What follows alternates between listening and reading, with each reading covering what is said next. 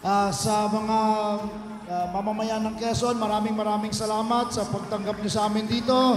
Governor Suarez, thank you. We'd like to thank Commissioner Chito Narvasa and the entire PBA for the great match. But most especially, I'd like to thank the men behind me, the Gilas pool, the team that played very well tonight. That comeback really is what the Gilas program is all about.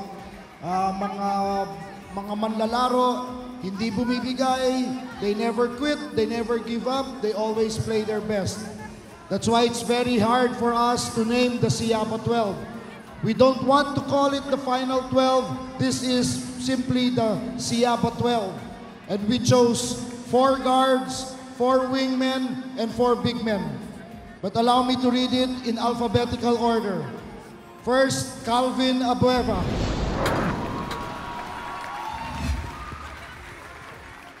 Next, Japet Aguilar.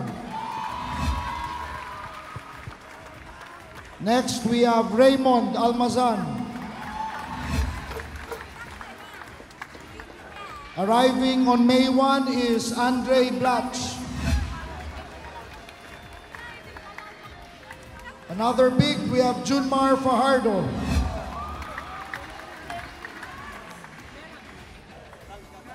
A rookie, one of our guards, Gio Halalon.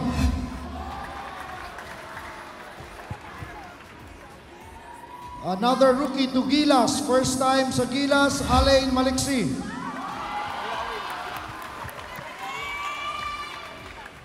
Another PBA rookie, Roger Pogoy.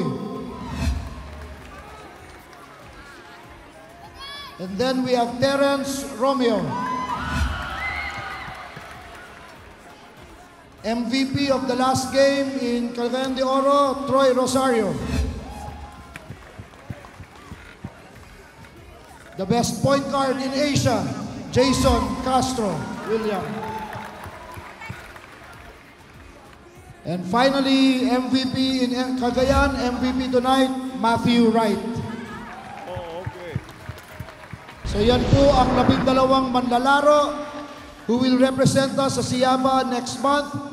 We hope for your continued prayers and your support. Maraming salamat po.